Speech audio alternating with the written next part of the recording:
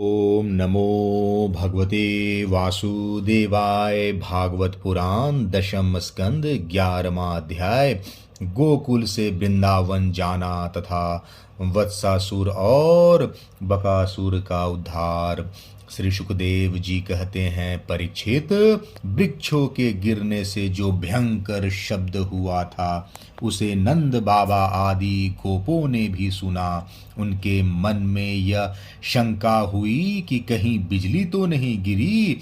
सब के सब भयभीत होकर वृक्षों के पास आ गए। वहां पहुंचने पर उन लोगों ने देखा कि दोनों अर्जुन के वृक्ष गिरे हुए हैं। यद्यपि वृक्ष गिरने का कारण स्पष्ट था, वही उनके सामने ही रस्सी में बंधा हुआ बालक उखल खींच रहा था, परंतु वे समझ न सके यह किसका काम है। ऐसी आश्चर्यजनक दुर्घटना कैसे घट गई, यह सोचकर वे कातर हो गए। उनकी बुद्धि भ्रमित हो गई। वहां कुछ बालक खेल रहे थे। उन्होंने कहा, अरे, इसी कन्हैया का तो काम है। यह दोनों वृक्षों के बीच में से होकर निकल रहा था। उखल तिरछा हो जाने पर दूसरी ओर से इसने उसे खींचा और वृक्ष गिर पड़े। हमने तो इनमें से निकलते हुए दो पुरुष भी देखे हैं, परंतु गोपों ने बालकों की बात नहीं मानी। वे कहने लगे, एक नन्हा सा बच्चा इतने बड़े वृक्षों को उखाड़ डाले, यह कभी संभव नहीं है। किसी किसी के चित्त में श्री कृष्ण की पहले की लीलाओं का स्मरण करके संदेह भी हो आया। नंद बाबा ने देखा उनका प्राणों से प्यारा बच्चा रस्सी से बंधा हुआ उखल घसीटता जा रहा है। वे हंसने लगे और जल्दी से जाकर उन्होंने रस्सी की गांठ खोल दी। नंद बाबा इसलिए हंसे कि कन्हैया कहीं यह सोचकर डर न जाए कि जब माँ ने बांध दिया तब पिता कहीं आकर पीटने न लगे। माता ने बांधा और पिता ने छोड़ा। भगवान श्री कृष्ण की लीला से यह बात सिद्ध हुई कि उनके स्वरूप में बंधन और मुक्ति की कल्पना करने वाले दूसरे ही हैं। वे स्वयं न बद्ध हैं न मुक्त। सर्वशक्तिमान भगवान कभी कभी गोपियों के फुसलाने से साधारण बालकों के समान नाचने लगते, कभी भोले भाले अनजान बालक की तरह गाने लगते। वे उनके हाथ की कठपुतली उनके सर्वथा अधीन हो गए। कभी उनकी आज्ञा से पीढ़ा ले आते तो कभी दूसरे आदि तौलने के बटखरे उठा लाते। कभी खड़ाऊं ले आते तो कभी अपने प्रेमी भक्तों को आनंदित करने के लिए पहलवानों की भांति ताल ठोकने लगते। इस प्रकार सर्वशक्तिमान भगवान अपनी बाल लीलाओं से ब्रजवासियों को आनंदित करते और संसार में जो लोग उनके रहस्य को जानने वाले हैं उनको यह दिखलाते कि मैं अपने सेवकों के वश में हूँ। एक दिन कोई फल बेचने वाली आकर पुकार उठी, फल लो फल। यह सुनते ही समस्त कर्म और उपासनाओं को के फल देने वाले भगवान अच्युत फल खरीदने के लिए अपनी छोटी सी अंजलि में अनाज लेकर दौड़ पड़े। उनकी अंजलियों में से अनाज तो रास्ते में ही बिखर गया, पर फल बेचने वाली ने उनके दोनों हाथों में फल से भर दिए। इधर भगवान ने भी उसकी फल रखने वाली टोकरी रत्नों से भर दी। तदंतर एक दिन यमलार्जुन वृक्ष को तोड़ने वाले श्री कृष्ण और बलराम बालकों के साथ खेलते खेलते यमुना तट पर चले गए और खेल ही में ही रम गए। तब रोहिणी देवी ने उन्हें पुकारा, ओ कृष्ण, ओ बलराम, जल्दी आओ। परंतु रोहिणी के पुकारने पर भी वे आए नहीं, क्योंकि उनका मन खेल में लग गया था। जब बुलाने पर भी वे दोनों बालक नहीं आए, तब रोहिणी जी ने वात्सल स्नेहमयी यशोदा जी को भेजा।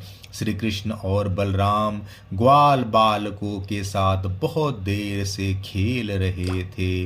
यशोदा जी ने जाकर उन्हें पुकारा। उस समय पुत्र के प्रति वात्सल्य स्नेह के कारण उनके स्तनों से दूध चुचवा रहा था। वे जोर जोर से पुकारने लगी, मेरे प्यारे कन्हैया, ओ कृष्ण, कमल नयन, श्याम सुंदर, बेटा आओ, अपनी माँ का दूध पी लो।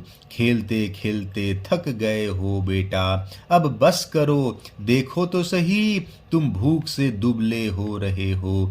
मेरे प्यारे बेटा राम, तुम तो समूचे कुल को आनंद देने वाले हो। अपने छोटे भाई को लेकर जल्दी से आ जाओ तो। देखो भाई, आज तुमने बहुत सवेरे कलेव किया था, अब तो तुम्हें कुछ खाना चाहिए। बेटा बलराम ब्रजराज भोजन करने के लिए बैठ गए हैं, परंतु अभी तक तुम्हारी बाट देख रहे हैं। आओ, अब हमें आनंदित करो।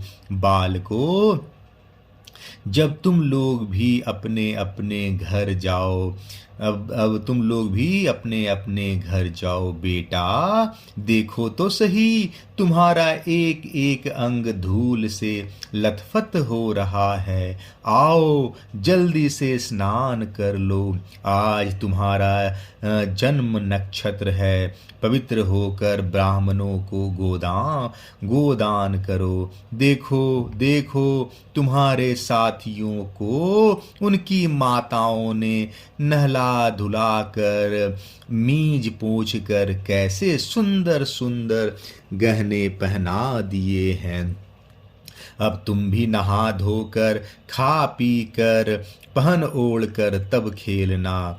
परीक्षित, माता यशोदा का संपूर्ण मन प्राण प्रेम बंधन से बंधा हुआ था। वे चराचर जगत के शिरोमणि भगवान को अपना पुत्र समझती और इस प्रकार कहकर एक हाथ से बलराम तथा दूसरे हाथ से श्री कृष्ण को पकड़कर अपने घर ले आई।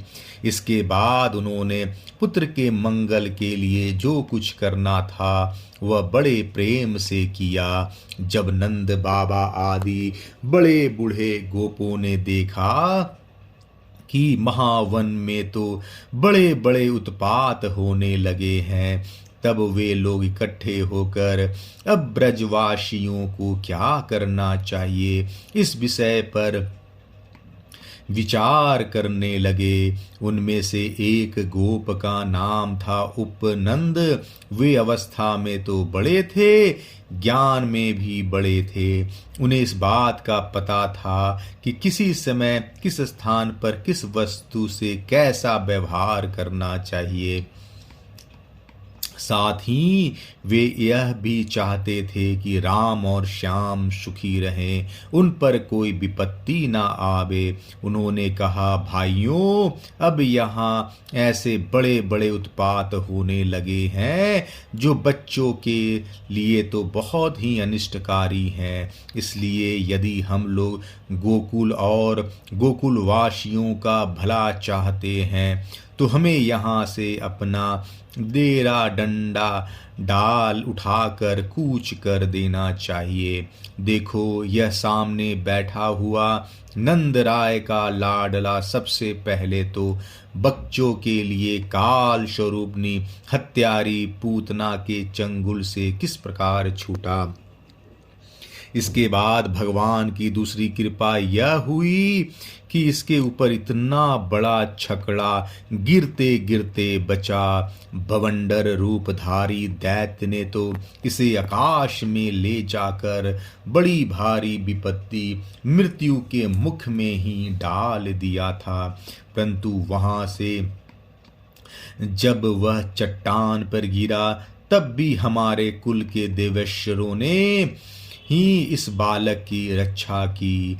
यमलार्जुन वृक्षों के गिरने के समय उनके बीच में आकर भी वह या और कोई बालक न मरा। इससे भी यही समझना चाहिए कि भगवान ने हमारी रक्षा की है। इसलिए जब तक कोई बहुत बड़ा अनिष्टकारी अरिष्ट हमें और हमारे ब्रज को नष्ट न कर दे, तब तक ही हम लोग अपने बच्चों को लेकर अनुचरों के साथ यहाँ से अन्यंत्र चले। वृंदावन नाम का एक वन है, उसमें छोटे छोटे और भी बहुत से नए नए हरे भरे वन हैं। वहाँ बड़ा ही पवित्र पर्वत घास और हरी भरी लता वनस्पतियाँ हैं। हमारे पशुओं के लिए तो वह बहुत ही हितकारी है। गोप गोपी और गायों के लिए वह केवल सुविधा का ही नहीं, सेवन करने योग्य स्थान है।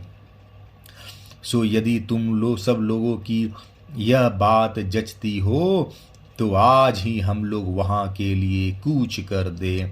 देर न करे, गाड़ी छकड़े जोतें और पहले गायों को, जो हमारी एकमात्र संपत्ति है, वहां भेज दें। उपनंद की बात सुनकर सभी गोपों ने एक स्वर से कहा, बहुत ठीक है, बहुत ठीक। इस विषय में किसी का भी मतभेद न था। सब लोगों ने अपनी झुंड की झुंड गायें इकट्ठी की और छकड़ों पर घर की सब सामग्री लाद कर वृंदावन की यात्रा की।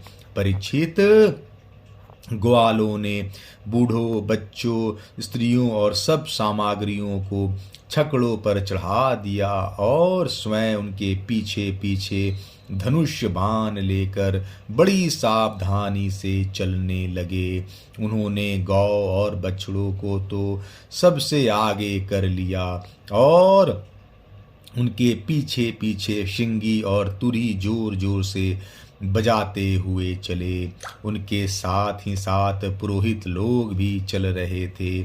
गोपियाँ अपने अपने वक्षस्थल पर नई केसर लगाकर, सुंदर सुंदर वस्त्र पहनकर, गले में सोने के हार धारण किए हुए रथों पर सवार थी और बड़े आनंद से भगवान श्री कृष्ण की लीलाओं के गीत गाती जाती थी। यशोदा रानी और रोहिणी जी भी वैसे ही सज धज कर अपने अपने प्यारे पुत्र श्री कृष्ण तथा बलराम के साथ एक छकड़े पर शोभायमान हो रही थी। वे अपने दोनों बालकों की तोतली बोली सुन सुन कर भी अघाती न थी और सुनना चाहती थी। वृंदावन बड़ा ही सुंदर वन है। चाहे कोई भी ऋतु हो, वहाँ सुख ही सुख है। उसमें प्रवेश करके ग्वालों ने अपने छकड़ों को अर्धचंद्राकार मंडल बांध कर खड़ा कर दिया और अपने गोधन के रहने योग्य स्थान बना लिया। परीक्षित, वृंदावन का हरा भरा वन अत्यंत मनोहर, गोवर्धन पर्वत और यमुना नदी के सुंदर सुंदर पुलिनों को देखकर भगवान श्री कृष्ण और बलराम जी के हृदय में उत्तम प्रीति का उदय हुआ। राम और श्याम दोनों ही अपनी तोतली बोली और अत्यंत मधुर बालोचित लीलाओं से गोकुल की ही तरह वृंदावन में भी ब्रजवासियों को आनंद देते रहे। थोड़े ही दिनों में समय आने पर वे बछड़े चराने लगे। दूसरे ग्वाल बालों के साथ खेलने के लिए बहुत सी सामग्री लेकर वे घर से निकल पड़ते और गोष्ठ गायों के रहने के स्थान के पास ही अपने बछड़ों को चराते। श्याम और राम कहीं बांसुरी बजा रहे हैं तो कहीं गुलेल या ढेलवांस से ढेले या गोलियां फेंक रहे हैं। किसी समय अपने पैरों के घुंघरू पर तान छेड़ रहे हैं तो कहीं बनावटी गाय और बैल बनकर खेल रहे हैं। एक ओर तो देखिए तो सांड बन बन कर हंकड़ते हुए आपस में लड़ रहे हैं, तो दूसरी ओर मोर, कोयल, बंदर आदि पशु पक्षियों की बोलियां निकाल रहे हैं। परिचित इस प्रकार सर्वशक्तिमान भगवान साधारण बालकों के समान खेलते रहते।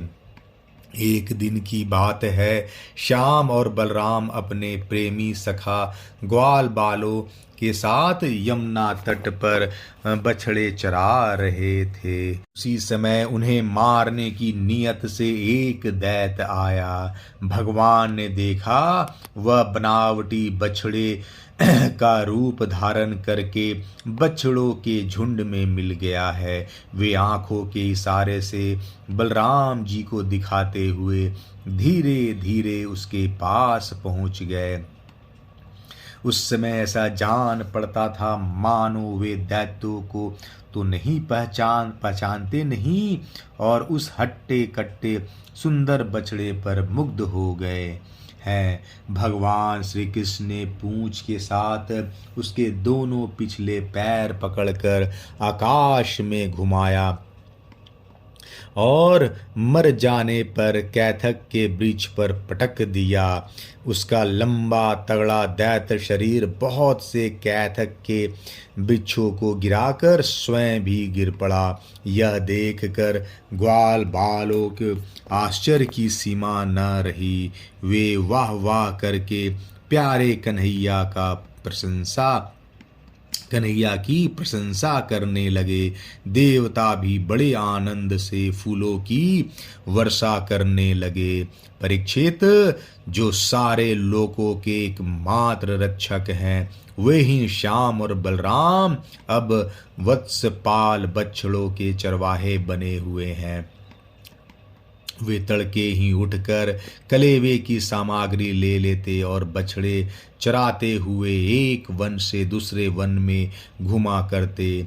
एक दिन की बात है, सब ग्वाल बाल अपने झुंड के झुंड बछड़ों को पानी पिलाने के लिए जलाशय के तट पर गए। उन्होंने पहले बछड़ों को जल पिलाया और फिर स्वयं भी पिया। ग्वाल बालों ने देखा कि वहाँ एक बहुत बड़ा जीव बैठा हुआ है। वह ऐसा मालूम पड़ता था मानो इंद्र के वज्र से कटकर कोई पहाड़ का टुकड़ा गिरा हुआ है। ग्वाल बाल उसे देखकर डर गए। वह बक नाम का एक बड़ा भारी असुर था जो बगुले के रूप धर कर वहां आया था। उसकी चोंच बड़ी तीखी थी और वह स्वयं बड़ा बलवान था। उसने झटपट श्री कृष्ण को निगल लिया।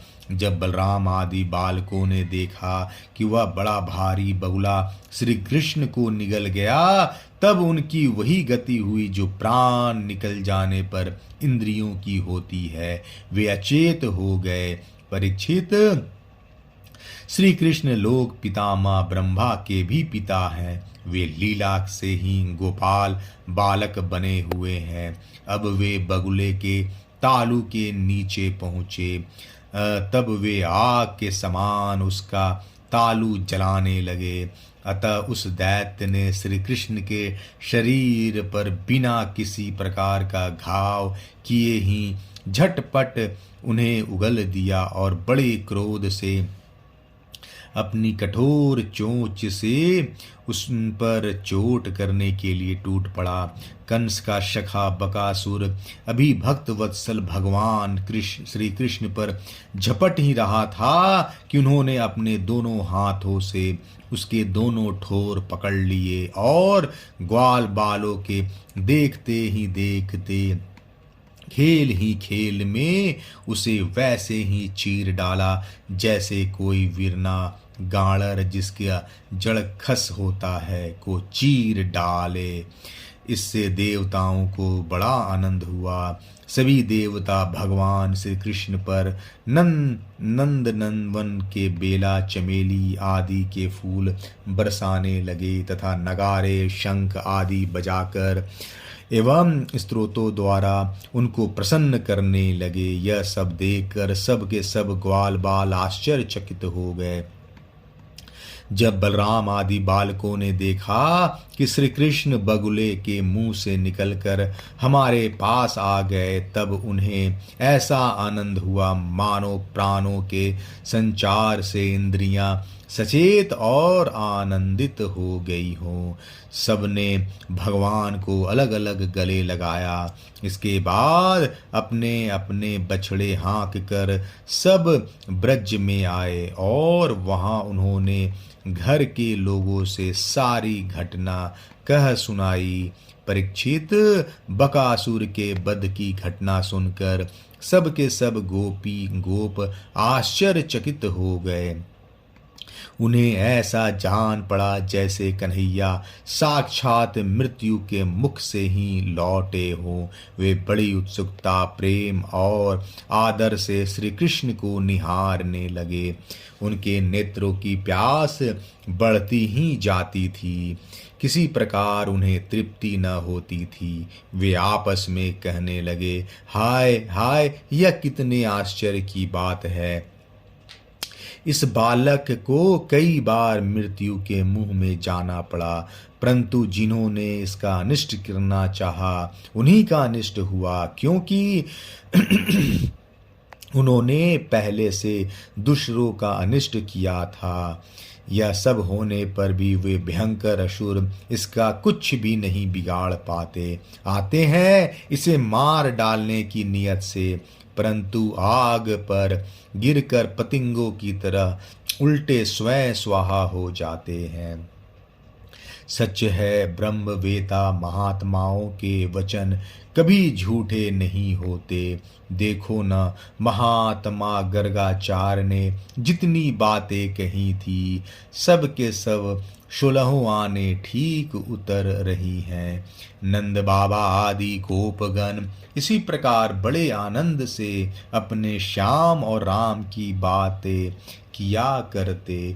वे उनमें इतने तन्मय रहते कि उन्हें संसार के दुख संकटों का कुछ पता ही न चलता।